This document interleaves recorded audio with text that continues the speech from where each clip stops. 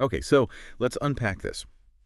When we talk about cities, we almost always treat them as a kind of a static That's a stage. neutral backdrop. Exactly, a neutral backdrop where commerce, politics, and daily life just sort of unfold. But what if that backdrop, that physical container, isn't neutral at all? What if it's biased? Right. What if the city itself is a product, and that product is inherently political, shaping our health, our behavior, even our potential for collective action? Well, that is the radical premise we are diving into today. Our mission is to take the dense, critical urban theory pioneered by Henri Lefebvre and his concept of the social production of space Mm. and collide it with modern machine learning. We're looking at how researchers are using big data to finally, Yeah. operationalize these abstract ideas and diagnose hidden and sometimes really surprising inequalities in our It's streets. the ultimate convergence, isn't it? Yeah. Mid-20th century Marxist philosophy meeting cutting-edge data science. I mean, we're dealing with a pretty complex stack of sources here, from the radical manifestos of the Situationist International Mm. to a really specific, rigorous analysis of crowdsourced exercise data in Shenzhen, one of the world's most rapidly evolving megacities. Exactly. And the core idea to hold on to is that space is not just geometry, lines and coordinates on a map. It is a social construction. It's based on values and power. As Lefebvre asserted, space is actively produced, and it serves as both a means of production and, critically, a means of control. So for him, the class struggle isn't just in the factory. Not at all. It's literally inscribed in space. Wow. That forces us to stop thinking like a surveyor looking at a map and start thinking like a social scientist looking at this dynamic, messy system. But how do we actually do that? If I'm looking at my city right now, how do I break down this complex social product into pieces I can even observe? Well, Lefebvre gave us a conceptual triad, which forces us away from that traditional view of space as some kind of empty mental construct. He broke down the social production of space into three dimensions that are constantly interacting. For quick clarity, a good way to think of them is maybe the planner space, the walker space, and the community space. I love that simplification. Okay, the map, the movement, and the meaning. Let's start with the planner's space, the one that governs how cities are officially built and managed. That is conceived space. I mean, academically, it's known as the representations of space, or l'espace conçu. This is the abstract mental space of the experts, the architects, the engineers, the zoning boards, and the policymakers. Blueprints. The blueprints, exactly. It's pure knowledge, geometric logic, and connectivity networks. And this is the dominant force in capitalist urbanization, Mhm. right? It's the one that takes all this rich, complex social reality and just reduces it to measurable units. It does. It produces what Lefebvre called abstract space, which simplifies social diversity and historical context down to exchange value, all driven by efficiency and position.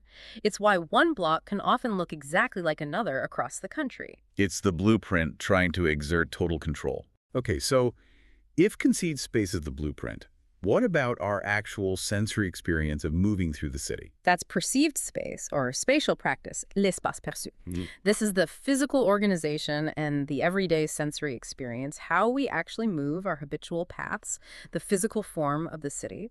We measure this with things like road typology, sidewalk continuity, connectivity. It's the material reality your body registers. It is. And finally, the most difficult one to pin down, the subjective symbolic dimension, the community's space. Live space. That's lived space, or representational space, l'espace vécu. This is the symbolic, experiential meaning attributed by the communities who live there. It's the space of local knowledge, that deep understanding of a neighborhood, and often the site of emotional attachment and, importantly, resistance. It's the real and imagined space that defines a place's soul. Perfect way to put it. So the core political critique is that modern society, through its vast powers of planning and construction, has used the power of conceived space to basically colonize the other two, leading to alienation. Precisely. Lefebvre saw the expansion of capitalist control moving beyond just the factory floor and into our everyday lives. This obsession with efficiency and functionalism, it creates a programmed everyday life and what he called a bureaucratic society of controlled consumption. The city's physicality essentially forces this alienation upon us, limiting our ability to be active political or social agents. This sounds like the perfect entry point for those radical thinkers of the 50s and 60s, the Situationist International. They looked at this homogenization and said, We have to disrupt it, and we have to use the very geography of the city to do it. They absolutely did. They famously rejected the city as just routes and structures. For them, it was a constitutive of the drama of self-consciousness. Their whole goal was to shatter this programmed abstract space through integral activity. And they had these great kind of quirky techniques like psychogeography, the study of how a city's environment physically affects your emotions, and the drift. The drift, or détournement, was their active protest. It involved intentional, unstructured wandering through the urban environment, ignoring maps and planning, just seeking out change and adventure. They advocated for unitary urbanism, Right. which was this idea of a new urbanism guided by human need and the passional qualities of people, integrating everything from architecture to poetry to enrich daily life. Their whole project to change the city in order to change ourselves, that's what crystallized into Lefebvre's most famous political demand, Yeah. the right to the city. And this is a really crucial distinction.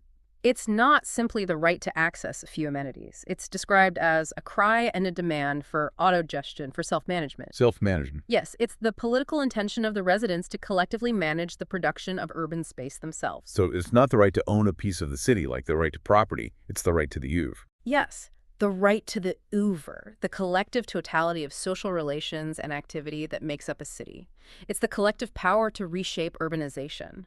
I mean, if you listen to David Harvey, he emphasizes that we can't ask what kind of city we want without first asking what kind of social relations, technologies, and aesthetic values we truly desire. It's a radical call for urban democracy. Okay, so here's where it gets really interesting. We've established the deep critical theory.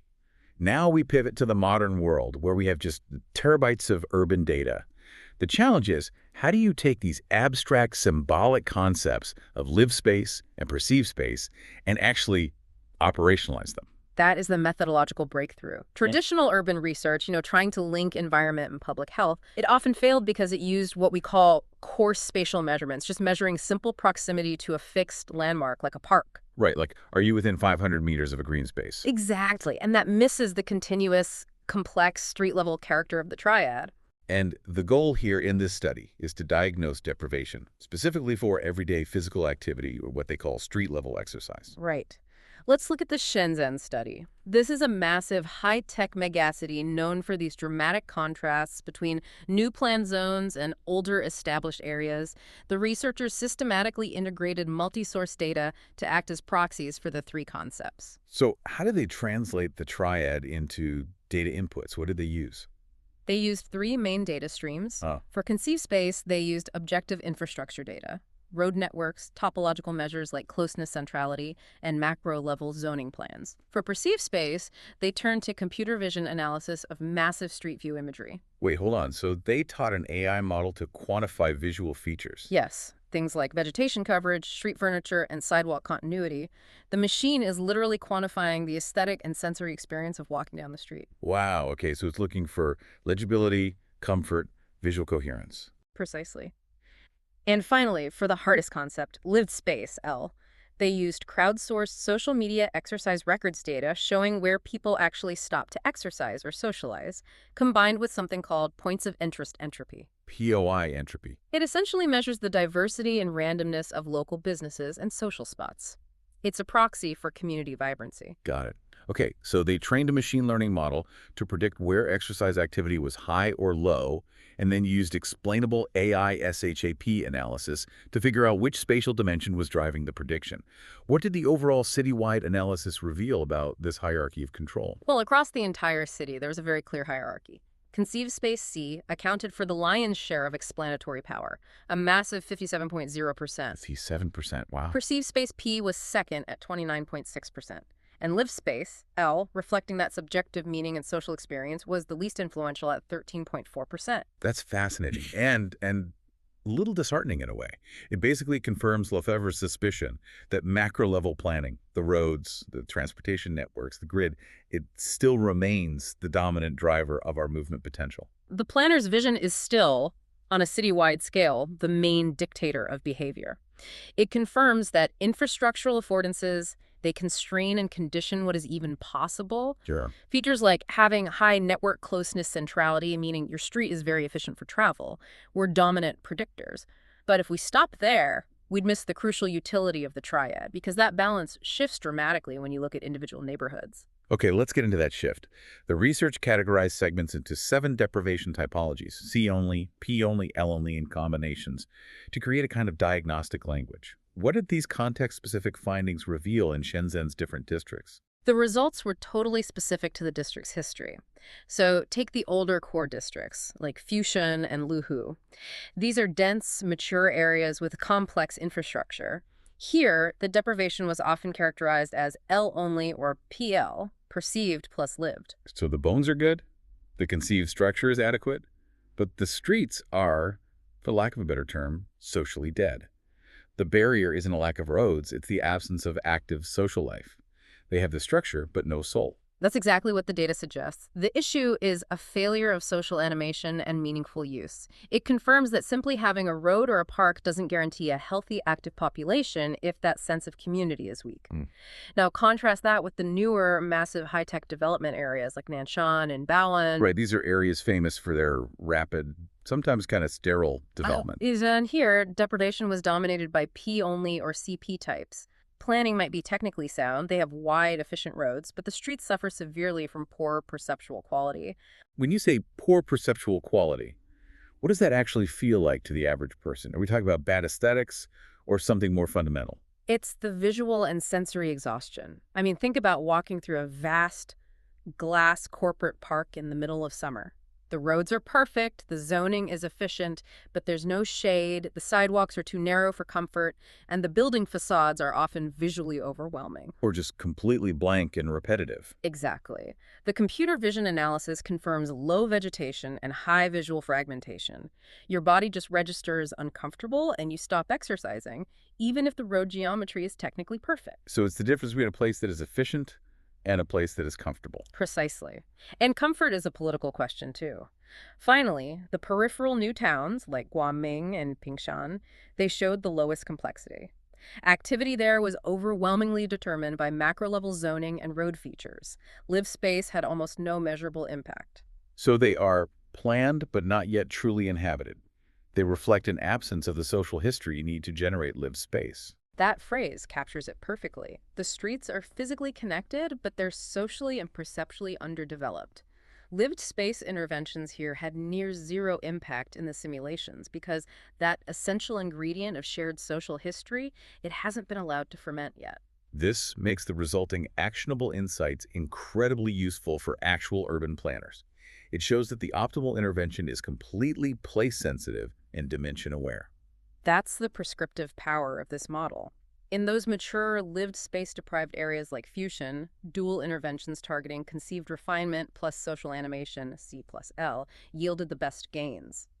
But in the nascent areas like Guangming, the model suggests perceptual improvements. P, like adding trees, better street lighting, that has to come before social programming. You can't just drop in a community event and expect it to work. Right. Trying to introduce L interventions when the physical environment is uncomfortable or illegible has a minimal effect. So what does this all mean for you, the listener, trying to absorb this complex overlap of radical theory and machine learning?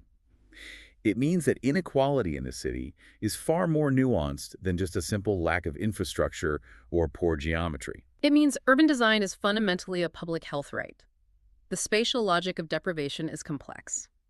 Streets fail to support healthful movement, not merely because they lack design, but because what is planned, what is felt, and what is lived fail to align. And that diagnostic capability is the enduring quantified power of Lefebvre's theory. Absolutely. So if we circle back to the core political demands, the right to the city, it centers on this collective appropriation, which is totally distinct from the right to property. If the goal is not merely to be managed by the efficiency experts, the cyberneticians, but to manage space for ourselves, the inhabitants, the citizens, how do we begin that transformation? Well, the shift from abstract space to lived space is achieved through practice and symbolism by claiming your environment. So consider this. What small physical or social practice could you engage in on your own street this week to begin transforming the abstract reality imposed by the planners into something that reflects community meaning and appropriation? That active struggle is where the politics of space truly resides.